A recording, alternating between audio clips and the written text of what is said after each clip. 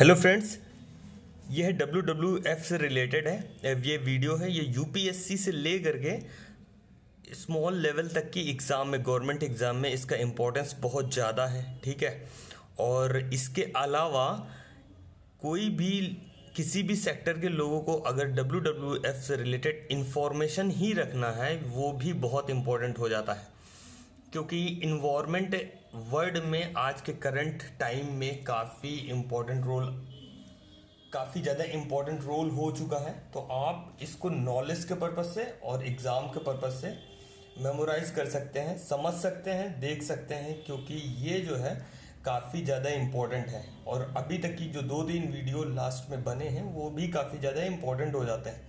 आने वाले टाइम में ये वीडियो सिर्फ एजुकेशन सेक्टर के अलावा भी आपकी नॉलेज को बढ़ाने के लिए भी इम्पोर्टेंट रोल अदा करेगा। तो आप इसको जानें, देखें और समझें। और बहुत ज़्यादा अगर डिटेल में जाना है तो इसका लिंक स्पेशली एक दूसरा चैनल है हमारा, उस पर वीडियो अपलोड किया जाएगा WWF से रिलेटेड, जिसमें मैं एज अ फेस पे भी आऊँगा, आपको दिखेगा इस पे। ठीक है। तो आइए देखते हैं WWF से रिलेटेड ये बनाया क्यों गया। सीधे सीधे याद रखना कि कोई भी ऑर्गेनाइजेशन, NGO या कोई भी वर्ल्ड में एक ऐसा ऑर्गेनाइजेशन बनाया जाता है कि उस किसी पर्सन को लगता है कि यहाँ पे आने वाली किसी भी सेक्टर में, इन्वायरमेंट, इकोनॉमिक्स, फिजिक्स या जो भी स्टडी से रिलेटेड हैं या और किसी प्रॉब्लम से रिलेटेड है, कि आने वाले टाइम में ह्यूमन बीइंग को कोई प्रॉब्लम हो सकता है, तो उसको कंजर्व करने के लिए, प्रोटेक्शन के लिए कोई ना कोई रूल्स, ऑर्गेनाइजेशंस, एक्ट्स सब बनाए जाते हैं। ठीक है। तो उसी में एक NGO था। ये एक इंटरनेशनल NGO है, नॉन गवर्नमेंट ऑर्गेनाइजेशन है। ये बनाया इसलिए गया, इसके बारे में डिटेल में देखें, इसका बैकग्राउंड देखते हैं। WWF का फुल फॉर्म जो होता है ना, वो होता है world wide fund for nature, यानी कि पूरी दुनिया में wild jungle, flora and fauna के लिए फंड प्रोवाइड कराता है नेचर में। ठीक है। इसके लिए बहुत सारे वर्क होते हैं। ठीक है। अभी इसके बारे में स्टेप बाय स्टेप समझेंगे। देखते हैं। इसका लोगो भी बनाया गया। लोगो इसलिए बनाया गया क्योंकि इसके बारे में अगर लोगो से ही उस ऑर्गेनाइजेशन के बारे में समझ लिया जाता है कि ये जो है, ये लोगो इसका ये है। तो जैंट पांडा करके है, ब्लैक कलर में है, रेड पांडा नहीं है, जैंट पांडा जो ब्लैक कलर का होता है। ठीक है। ये हो गया WWF का लोगो हो गया। अब टाइप किस फाउंडेड कब हुआ था? 1961 में। 61 में ये फाउंड हुआ था। और ये किस टाइप का है? इंटरनेशनल NGO है, याद रखना। हेडक्वार्टर इसका ग्लैंड, स्विट्जरलैंड में है। अब इसका एम देखते हैं। एम क्या है? सबसे पहले तो ये दुनिया भर की इन्वायरमेंट्स एजेंसीज जो हैं उनको फंड भी प्रोवाइड कराता। उसके अलावा ये बनाया क्यों गया? इसका टारगेट क्या है? Target stop the degradation of the planets natural environment and to build a future in which humans lives in harmony with the nature. Okay. तो नेचुरल इन्वायरमेंट है जो इस प्लैनेट पे, यानी कि अर्थ पे जो नेचुरल हमारा इन्वायरमेंट है, उसको डिग्रेडेशन हो रहा है ह्यूमन की वजह से। ओके। ह्यूमन की वजह से डिग्रेडेशन हो रहा है, तो इसको रोकना है, पहली बात रोकने के लिए।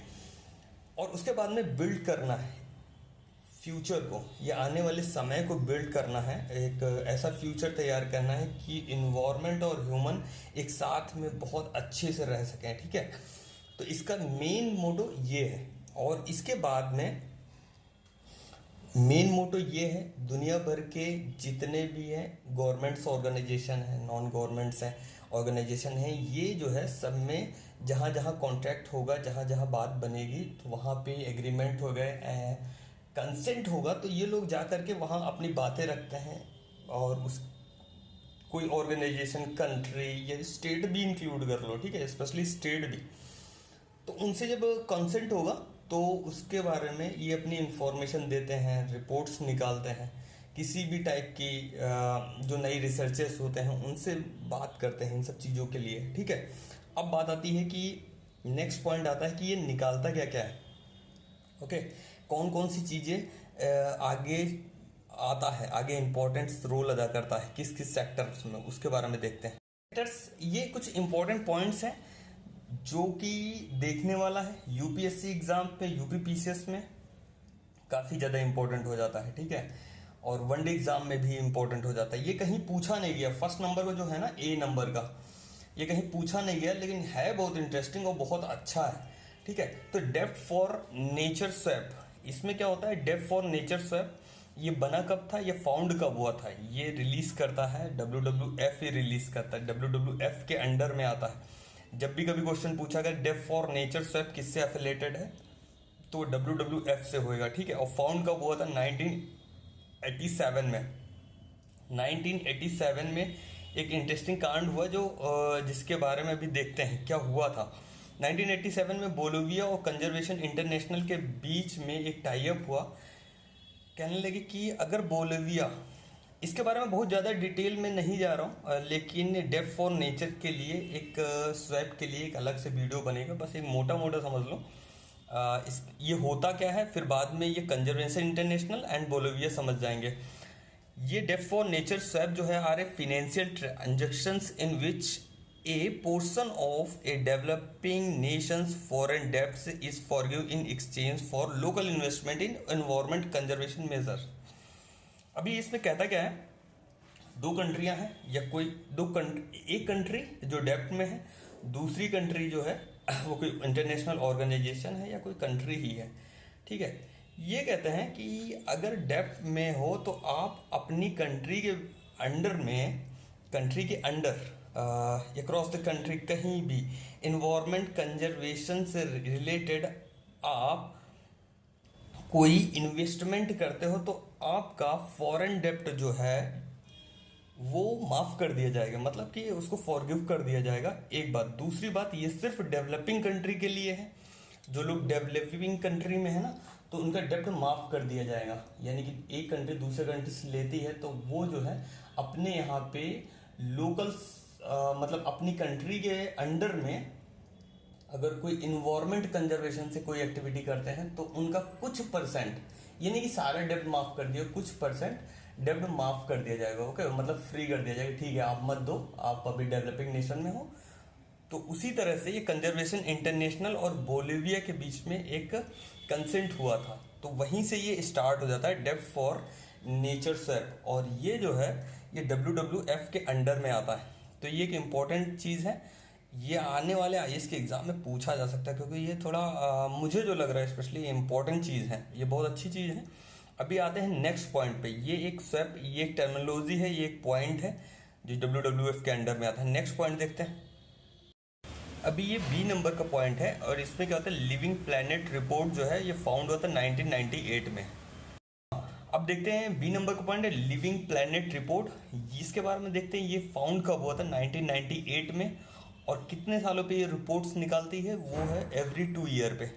एवरी 2 ईयर पे, हर 2 सालों पे ये रिपोर्ट निकालते हैं, लिविंग प्लैनेट रिपोर्ट। कौन निकालता है, WWF निकालता है। अब ये बनाते कैसे हैं, कैसे रिपोर्ट क्लियर होती है, ठीक है, किसे तैयार करते हैं, तो it's based on science analysis on the health of our planet and impact of human activities पे जो इम्पैक्ट पड़ेगा, पहली बात। और दूसरी बात, जो हमारा प्लैनेट यानी कि अर्थ के हेल्थ पे है ना, और टोटली ये बेस्ड होगा वो साइंस एनालिसिस पे बेस्ड होगा। तो इसकी एक रिपोर्ट्स निकल के आएगी, और रिपोर्ट्स में फ्लोरा एंड फोना भी इंक्लूड होंगे। सबसे इम्पोर्टेंट चीज़ तो ये है ना, तो इन्वायरमेंट की सारी चीज़ें इसमें इंक्लूड रहेंगी, तो ये काफ़ी ज़्यादा इंपॉर्टेंट हो जाता है। और हमेशा याद रखना चाहिए लिविंग प्लैनेट रिपोर्ट कौन निकालता है।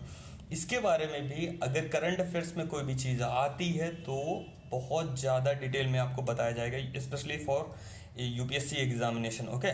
नेक्स्ट पॉइंट पे आते हैं जो काफ़ी ज़्यादा इंपॉर्टेंट है और IAS में पूछा भी गया है, ठीक है। देखते हैं, जो नेक्स्ट पॉइंट है काफ़ी ज़्यादा इंपॉर्टेंट है और काफ़ी ज़्यादा सीरियस है, और UPPCS IAS other public service commissions में क्वेश्चंस पूछे जा रहे हैं, इससे रिलेटेड पूछा भी जाएगा वन लाइनर टाइप में या डिटेल में IAS में पूछा गया था। C नंबर का पॉइंट है अर्थ ओवर, ये कौन बनाता है, ये कौन इसके बारे में डिटेल्स देता है, तो वो WWF के अंडर में आ जाएगा कि ये इससे एफिलेटेड है, इससे जुड़ा हुआ है, ठीक है। वर्ल्ड वाइड ये मूवमेंट है, बहुत बड़े लार्ज लेवल पे मूवमेंट है, ठीक है। ये एनुअली मनाया जाता है, हर साल मनाया जाता है। इसमें होता क्या है, सबके कहते हैं कि इसमें इनकरेज किया जाता है इंडिविजुअल को। इसके बारे में एक हिस्ट्री है, वो भी इसी में इंक्लूड करूंगा। इनकरेजिंग इंडिविजुअल, जो इंडिविजुअल पर्सन होता है उसको इनकरेज करना है, सबसे बड़ी बात। कम्युनिटी को करना है, कंट्री को करना है, बिजनेसमैन को करना है, और बहुत सारे वो इसमें जिसमें पीपल्स इंक्लूड हो जाते हैं कि उनको इनकरेज करना है और कहना है, उनको बताना या समझाना है कि आप ना to turn off an non essential electricity lights for a 1 hour. हर साल 1 घंटे के लिए आप इलेक्ट्रिसिटी जिसका आप यूज़ नहीं कर रहे हो उसको ऑफ करना है। ये पूरे वर्ल्ड में सबके लिए ये बोला जा रहा है, ठीक है। तो बहुत अच्छा है, बहुत अच्छा है जो एनर्जी को कंजर्व करने की बात कर रहा है, एनर्जी कंजर्व करने की बात कर रहा है। ये किस में आएगा, फिर से WWF में आएगा, है ना। तो ये अर्थ आवर काफ़ी इंपॉर्टेंट है, ये पूछा गया था। अब ये काम इसमें हुआ क्या था कि एक बार ऑस्ट्रेलिया ने 2007 में ऑस्ट्रेलिया ने अपने यहाँ पे 1 घंटे के लिए 8:30 बजे से 9 बजे 9:30 बजे तक की नाइट में लाइट्स ऑफ कर दी। यही चीज़ ये मार्च में किया गया। उसके बाद यही न्यूयॉर्क सिटी में या USA में, स्पेशली न्यूयॉर्क सिटी का नहीं पता है कि न्यूयॉर्क सिटी ही है कि और कोई भी एरिया हो सकता है, USA का था वो।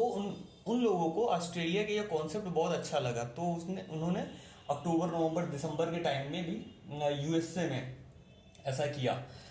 तो WWF को लगा कि ये पूरे वर्ल्ड में कर दिया जाए, ये मूवमेंट स्टार्ट किया गया। तो 2008 से रेगुलर, है ना, रेगुलर 8:30 PM से लेकर के 9:30 PM के बीच में लाइट्स ऑफ कर दी गई, जो नॉन इसेंशियल इलेक्ट्रिसिटी लाइट्स हैं, इलेक्ट्रिक लाइट हैं, और ठीक है। और ये मनाया कब जाता है, तो हर साल मनाया जाता है लास्ट सैटरडे ऑफ मार्च की जो आखिरी सैटरडे होता है उसमें 8:30 बजे से 9:30 बजे के बीच में लाइट ऑफ किया जाता है। इंडिया में ये भी होता है, UPPCS का ये क्वेश्चन है, ये पूछा गया है। 2023 जो अभी जो निकल चुका है वो 25 मार्च को था, और 2024 जो है 23 मार्च को होगा, यानी कि नेक्स्ट ईयर 23 मार्च को होगा। ये इंपॉर्टेंट हो जाता है। तो ये था WWF से रिलेटेड पॉइंट्स। जितना ज़्यादा आप मेरे चैनल को वॉच करोगे, देखोगे, लाइक करोगे, कमेंट्स करोगे, पॉजिटिव या निगेटिव जो भी है, उतना ज़्यादा मैं क्वालिटी देने की कोशिश करूँगा। और हो सकता है कि ये 2-3 डेज़ या 10 डेज़ में बहुत ही परफेक्ट क्वालिटी दे सकूं। तो वीडियो को और चैनल को सब्सक्राइब करें, लाइक करें, शेयर करें। वीडियो वॉच करने के लिए थैंक यू। मिलते हैं नेक्स्ट वीडियो में, जो कि है ब्रिक्स कॉन्फ्रेंस जो 2023 की होने वाली है, उससे रिलेटेड। वीडियो वॉच करने के लिए thank you and bye bye.